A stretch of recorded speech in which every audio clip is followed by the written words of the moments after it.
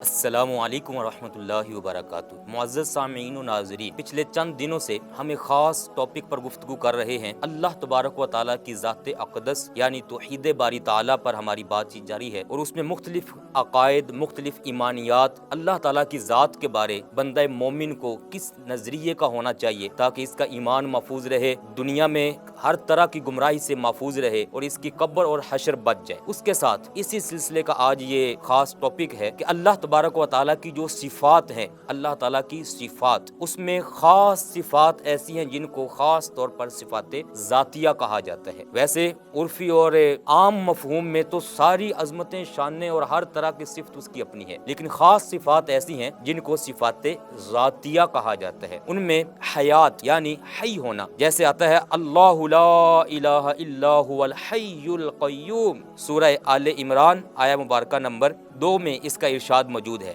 اور مشہور آیت ہے آیت الکرسی شریف کے اندر بھی یہ موجود ہے۔ اور دوسرے نمبر پر قدرت، اللہ تعالیٰ کی قدرت کا ہونا، یہ بھی اس کی صفات ذاتیہ میں سے ہے، جیسے قرآن عظیم نے ارشاد فرمایا وَهُوَ عَلَى كُلِّ شَيْءٍ قَدِيرٌ اور ان اللہ علی کل شیء قدیر، المائدہ آیت نمبر 120 میں، سورہ البقرہ کے اندر دیگر کئی مقامات پر یہ ارشاد موجود ہے۔ اس کے ساتھ اللہ تبارک و تعالیٰ کی خاص صفت سمیع ہونا، سننا، جیسے قرآن عظیم کے اندر آیا ان اللہ هو السمیع، اللہ پاک ہی ہے سننے والا، تو وہ جیسا سنتا ہے، یہ سننا بھی اس کی صفات میں سے صفت قدیمہ ہے اور ذاتیہ ہے۔ اسی طرح بشیر، دیکھنا، یہ بھی اللہ تبارک و تعالیٰ کی صفات ذاتیہ میں سے ہے۔ قرآن عظیم نے اسی آیت کے ساتھ فرمایا ان اللہ هو السمیع البصیر، سورہ المؤمن آیہ مبارکہ نمبر 20 کے اندر اس کا ارشاد موجود ہے۔ اس کے ساتھ ایک بڑی خاص صفت ہے کلام، بولنا، گفتگو کرنا، تو کلام باری تعالیٰ، جیسے کہ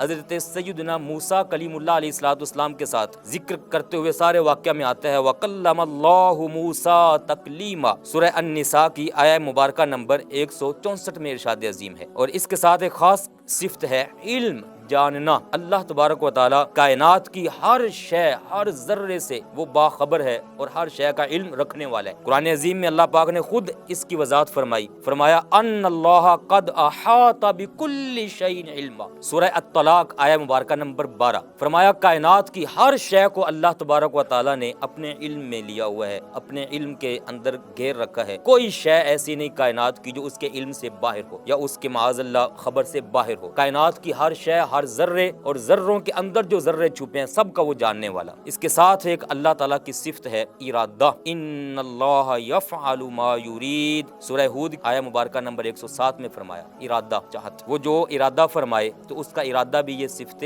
ذاتیہ ہے۔ اسی طرح اللہ پاک نے فرمایا ان اللہ یحکم ما یرید، المائدہ آیہ مبارکہ نمبر 1، جو اللہ تعالیٰ پسند فرماتا ہے، جو چاہتا ہے وہ حکم فرما دیتا ہے، یرید، جو وہ چاہے۔ تو یہ خاص 7 قسم کی یہ میں نے ابھی صفات گنوائی ہیں، جن میں حیات ہے، قدرت ہے، سننا، دیکھنا، کلام، علم اور ارادہ، یہ ساری کی ساری اللہ تعالیٰ کی صفات ذاتیہ ہیں۔ لیکن اس کے ساتھ تھوڑی تشریح، جو محدثین، فقہائے اعظام، ائمہ متکلمین، ایمانیات کے جو امام گزرے ہیں، عقائد اور نظریات کے جو امام گزرے، انہوں نے امت کی بہتری اور رہنمائی کے لیے بڑے پیارے پیارے ارشادات فرمائے اور ہمیں آگاہ فرمایا ہے۔ ان میں ایک یہ خاص پوائنٹ ہے کہ اللہ تبارک و تعالیٰ کے لیے جب بولا جائے گا کہ وہ سمیع ہے، سننے والا، تو اس سننے سے مراد ہم اپنے سننے پر ہرگز قیاس نہیں کر سکتے۔ ہم اپنے طور پر سمجھیں کہ جیسے ہم لوگ مخلوق، ہم انسان، ہم اس طرح کے کانوں سے سنتے ہیں، تو اللہ تعالیٰ کے بھی معاذ اللہ کوئی ایسے کان ہوں گے جن سے وہ سنتا ہوگا، ایسا ہرگز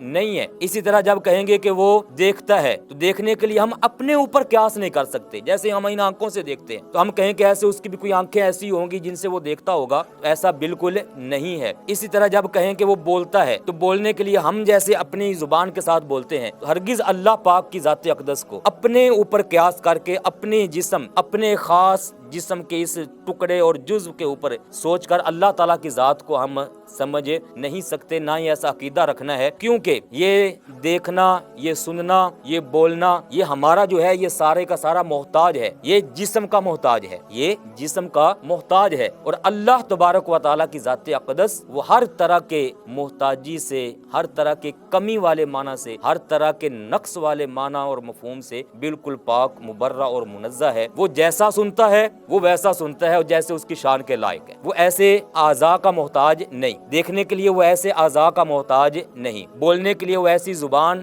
کا محتاج نہیں ہے، علم کے لیے وہ ہمارے جیسی معلومات کی ادھر ادھر سے علم آئے گا تو پھر ہمیں پتہ چلے گا، وہ ہر طرح کے ادھر ادھر والے ذرائع اور اسباب سے بالکل پاک منزہ اور مبرہ ہے۔ وہ خود اتنی قدرت اور شان والا ہے جو ہماری عقلوں سے باہر ہے، اور ہر طرح کی صفت اور ہر طرح کی شان خود بخود اس کی ذات کے ساتھ ملی اور لاحق ہے، اور جیسے اس کی ذات قدیم اور ازلی ہے ایسے ہی اس کی ساری یہ والی صفات بھی قدیم اور ازلی ہیں۔ وہ ہر باریک سے باریک چیز کو سن سکتا ہے، دیکھ سکتا ہے اور دیکھتا بھی ہے۔ علماء نے آسانی کے لیے اس کا مفہوم سمجھایا کہ گہری انتہائی ظلمتوں والی، تاریکی والی، اندھیرے والی رات ہو، اور ایسی رات کے اندر کالا سیاہ بالکل تاریک ایک پہاڑ ہو، پتھروں سارے کے سارے پتھر بھی کالے ہوں اس کے، اور ان پتھروں کی گہرائی کے اندر، پہاڑوں کی گہرائی کے اندر ایک کالے سیاہ رنگ کا پتھر غار کے اندر پڑا ہوا ہو، غار ہو کالے رنگ کی، اور اس کے اندر پھر پتھر ہو، پھر اس کی گہرائیوں کے اندر پتھر کے اندر، اور اس پتھر کے بھی اندر کئی تہیں لگی ہوئی ہوں، کالی سے کالی اور تاریک سے تاریک رنگ والی، اور ان